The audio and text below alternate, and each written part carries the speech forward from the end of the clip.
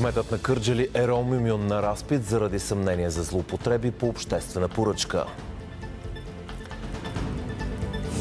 Брюксел размрази 370 милиона евро за България по плана за възстановяване и устойчивост, спрени заради реформата на антикорупционния орган и функциите на главния прокурор. Скандалът около незаконният град край Варна се разраства. Търси се кой е издавал разрешителните за строежите. Дара става почетен гражданин на София и на Варна.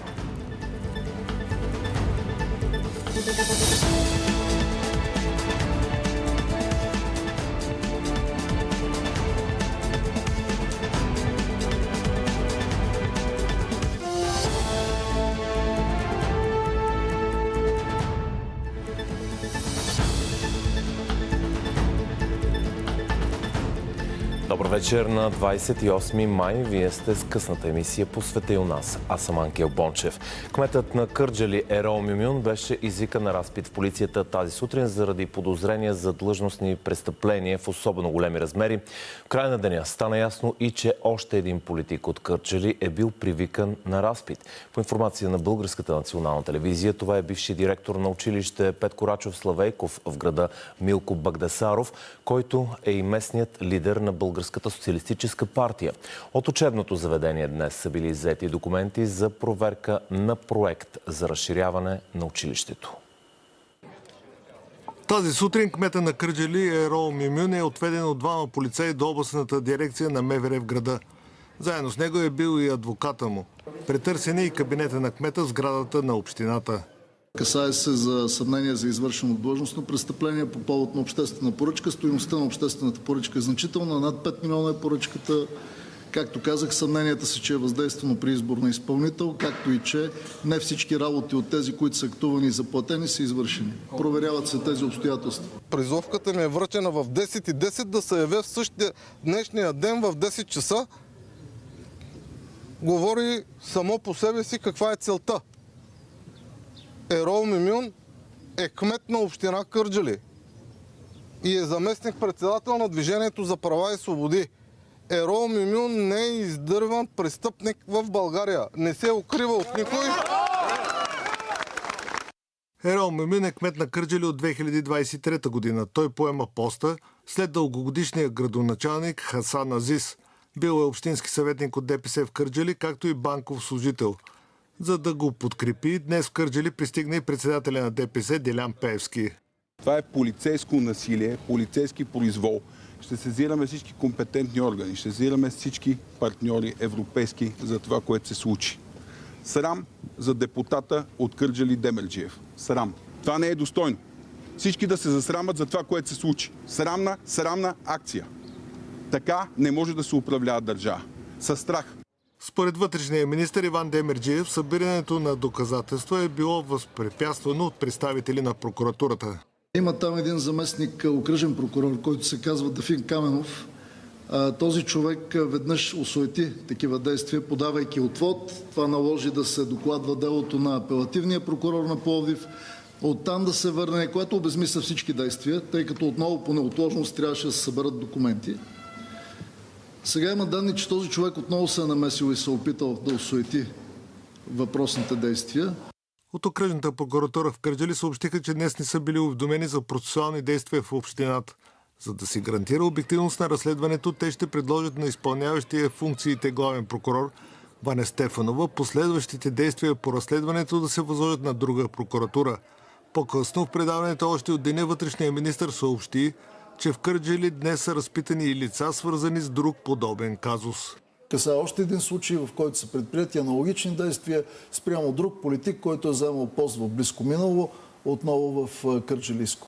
По повод изказване на представители на ДПС, че действията на МВР по време на големия празник Курбан Байрам са знак към мюсюлманската общност, вътрешния министър отговори в личния си профил. Грозно е и политически нечистоплътно някои хора да използват Курбан Байрам, за да се скрият зад него от закона. Проверката на законността не е репресия, тя е уважение към всеки честен данъкоплатец, независимо дали се моли в църква или в джамия. Жандармерия влезе в незаконния град край Варна. Кметът Благомир Коцев обеща пред Общинския съвет, че незаконният комплекс от над 100 постройки в района ще бъде разрушен. Мащабната схема е започнала преди 3 години. Удостоверенията за търпимост, които са 3, са издадени от район Приморски по време на управлението на ГЕРБ, каза Благомир Коцев. И когато ние разбираме и се опитваме да я спрем, всъщност всички други институции помагат тя да се случва. Някой е фалшифицирал документи, на базата на които са издавани нотариални актове. Бившият кмет на Варна Иван Портних, сега общински съветник от ГЕРБ, заяви, че по време на неговия мандат там не се е извършвало никакво строителство. Строителството започва, когато Коцев встъпва в мандат, при което веднага заваляват сигналите от граждани, от неправителствени организации, от политически партии. В продължение на 3 години се задава един и същи въпрос към Коцев, какво се случва там, но той не дава отговори. Аз като временно изпълняващ длъжността главен архитект съм издал заповед, с която съм отнел правомощията на всички районни кметове. Ако е имало наченки за злоупотреба със служебно отношение, като някакъв вид схема, то са блокирани. Според председателя на Общинския съвет Христо Димитров, по чието искане беше изслушан днес Благомир Коцев, кметът и екипът му са били подложени на натиск. Нас ни обясняваха колко страшно трудно е да се спре обекта, как не можело да се спре. А сега в един момент за нула време, за 2 дена, четвъртък и петък и хоп, обекта го спряхме. Междувременно в офисите на украинската корпорация започна претърсване за незаконни документи по строителството, а живеещите в спорните имоти са притеснени. Взехме ипотека, имаме договор с фирмата инвеститор, общината идваше на проверки всяка седмица, виждаха сградите, но нищо не казваха. А когато хората започнаха да купуват, заплашват със събаряне. Живея тук от 2 години. Домът ми в Украйна е разрушен. Тук съм изплатил всичко. Имам нотариален акт. Имотът ми е в кадастъра. Как може нотариалният ми акт да е фалшив? От Енергопро заявиха, че няма трафопост, който да е собственост или да се експлоатира от дружеството и не разполагат с информация за изграждането на съоръжения в комплекса. Незаконното строителство край Варна не е обикновено икономическо престъпление. Това коментира в ефира още от деня вътрешният министър Иван Демерджиев. Според него скандалът с собственика, украинеца Олег Невзоров, достига политически и дипломатически нива. БНТ разгледа документите и начина, по който защитена територия се превръща в строителна площадка. Репортажът е на Виктор Борисов.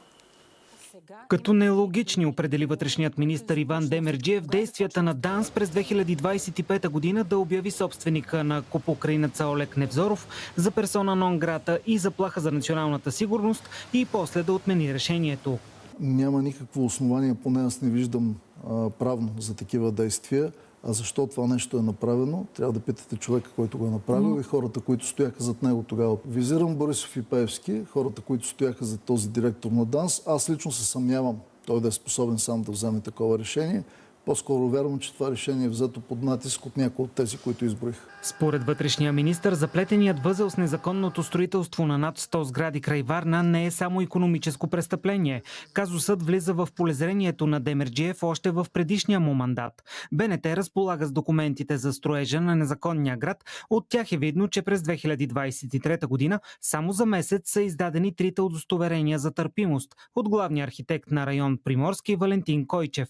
Така административно се удостоверява, че сградите, които са се изграждали или е предстояло да бъдат построени, са били там от 2001 година, а територията още тогава е защитена територия в Натура 2000. Някъде в края на мандата ми през 2023 година до мен достигна информация, че във Варна има по-скоро икономическа групировка, която се занимава с имотни измами. Не с това, което днес се коментира.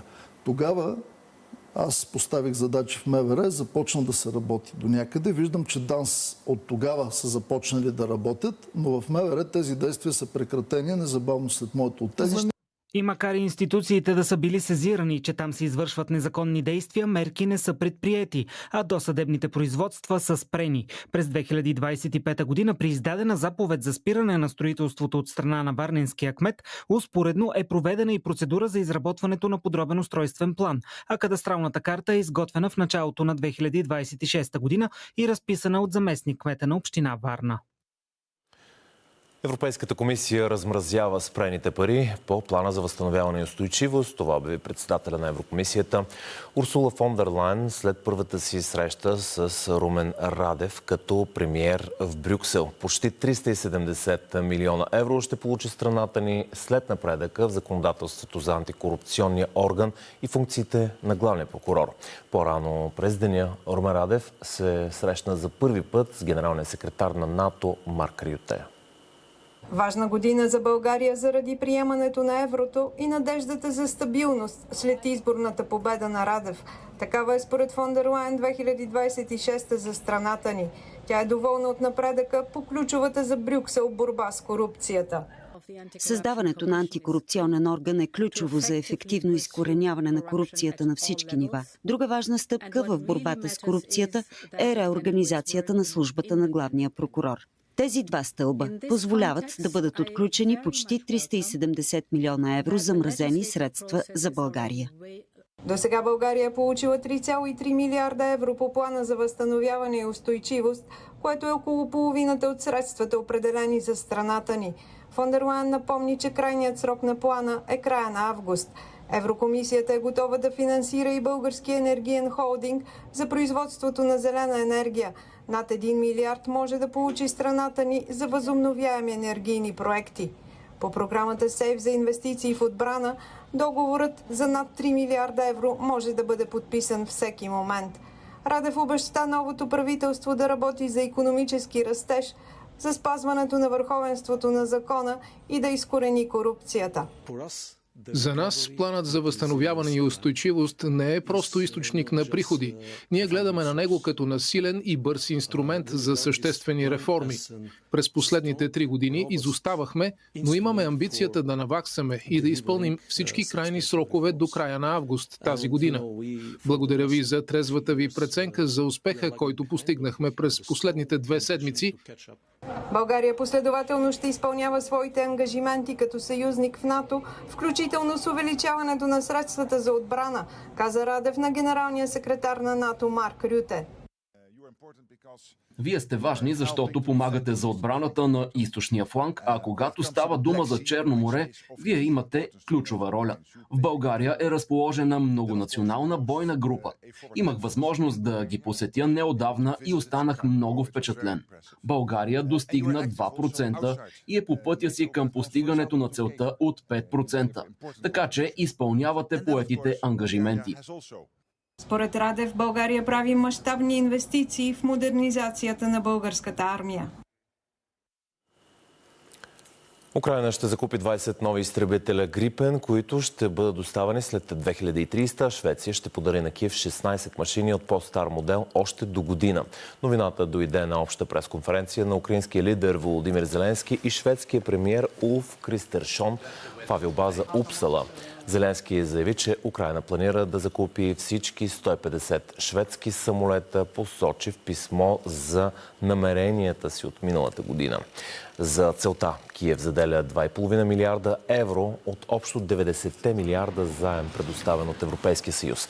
Грипен е бюджетна алтернатива на бойни машини, като F-35 отличава се с бърза и лесна поддръжка и може да действа от съществуващи пътища, отбелязва Reuters.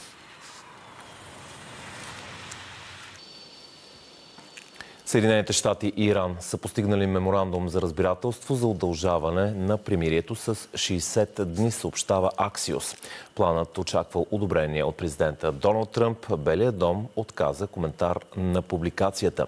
Според иранската агенция Тасним, текстът на потенциален меморандум за разбирателство още не е завършен. По-рано Иран атакува американска военна база в Кувейт в отговор на американски удари срещу ирански цели.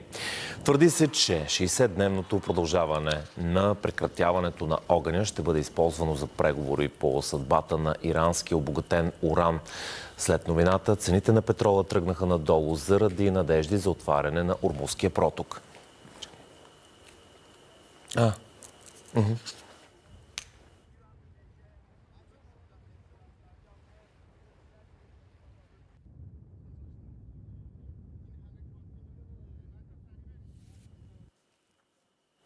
Мъж загина при пожар в хотел в Слънчев бряг. Инцидентът е станал в късния следобед. Няколко часа пожарникарите са се борили с огъня. Над 120 туристи бяха евакуирани. По първоначална информация, 3 работници са извършвали ремонт. При заварачни дейности е прехвърчала искра, която е предизвикала и огъня. 2 от мъжете са успели да напуснат помещението, но третият, 47 годишен мъж, не е успял да се евакуира и е загинал. Инспекцията по труда започва разследване дали са били спазени всички изисквания за работа. Имаше много дим, прекалено много дим. Миризмата беше много силна. Видяхме хора, които тичаха и се опитваха да се борят с огъня. След това се върнахме в стаята, защото стана прекалено задимено и задушливо. Ситуацията е овладяна, няма пострадали туристи, всички са изкарани от хотела, в момента се намират в другата част на хотела. Полицията пресече канал за разпространение на наркотици към курортите по Южното ни Черноморие. Разкрито е депо за дрога в района на Бургас, откъдето са били снабдявани улични дилъри. Вътре са открити няколко вида наркотици на стойност около 250 хиляди евро. Задържан е 39 годишен мъж, който е опитал да прикрие наркодепото с палеж. Депото за наркотици се намира в постройка на труднодостъпен терен в покрайнините на бургаския квартал Черно море. За него отговарял 39 годишен мъж. Тук говорим за лице, извършващо този тип престъпна дейност от по-високо ниво в иерархията. Съответно той работи с определена мрежа дилъри на улично ниво. След като пристигнала полицията, мъжът се заключил в постройката и опитал да запали както стоката, така и себе си. Бързата намеса на спецчастите предотвратила палежа. Мъжът е бил задържан, а в депото са открити 4 вида висококачествени наркотици. Марихуана около 10 кг в големи пакети, разфасовки по 1 кг. Намерени са освен това около 2 кг така наречено наркотично вещество кристали. Това е форма на метамфетамин. Изключително коварен наркотик. Намерени са и 260 грама кокаин и друсан чай. По цени на свободния пазар стойността на наркотичните вещества тя възлиза на около 250 хиляди евро. Задържание с богато криминално досие. Деянието е извършено в изпитателния срок на други присъди също за разпространение на наркотични вещества. Ако бъде признат за виновен, 39-годишният мъж може да получи до 15 години затвор, като ще трябва да изтърпи и предходните си присъди. Тежко наследство в Министерството на здравеопазването. Над 56 милиона евро по проекти са в риск да бъдат загубени, каза новият здравен министър Катя Ивкова. Тя коментира и Националната детска болница, като отбеляза, че проектът е спрян заради жалба, внесена в Комисията за защита на конкуренцията.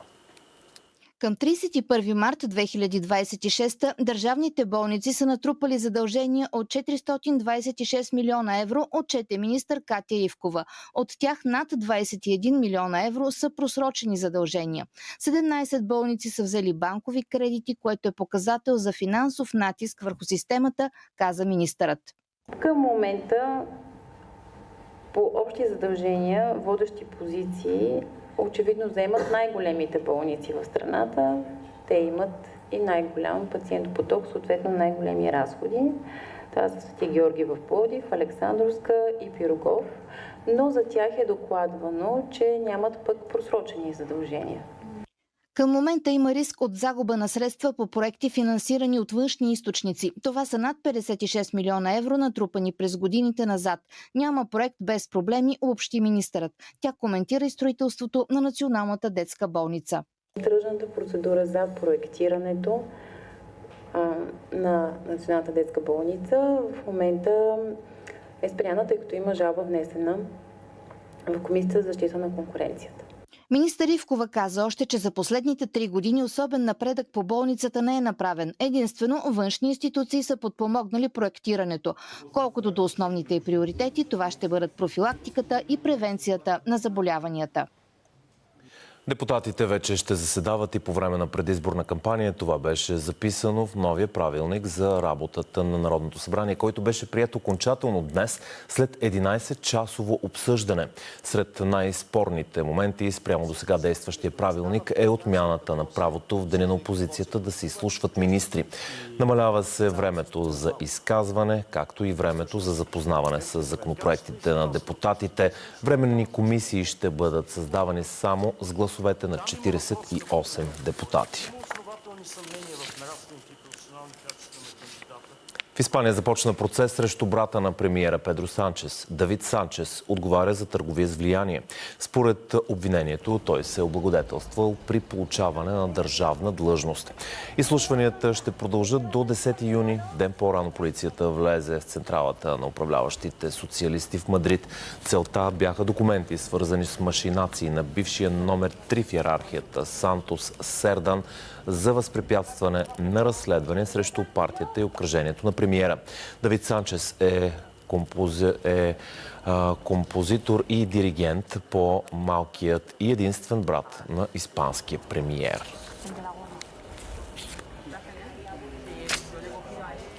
Националната мрежа за децата връчи своите годишни награди Златна ябълка. Призът е за личности, образователни институции и организации, които чрез своята дейност допринасят за благосъстоянието на децата в България.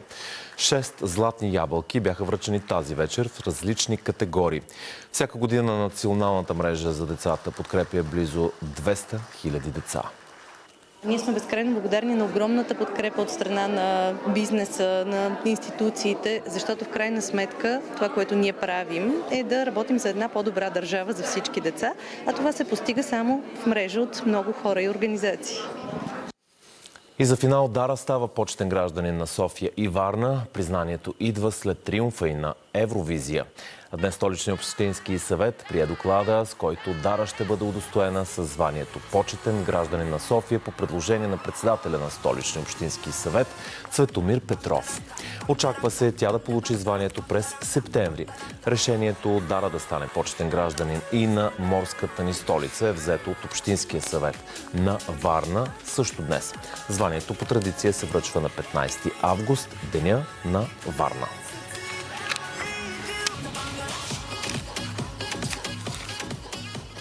Това бяха най-важните новини с днешна дата. Сега следва прогнозата за времето. Ще ни представи Христина Балинска. Лека нощ, госпожи и господа!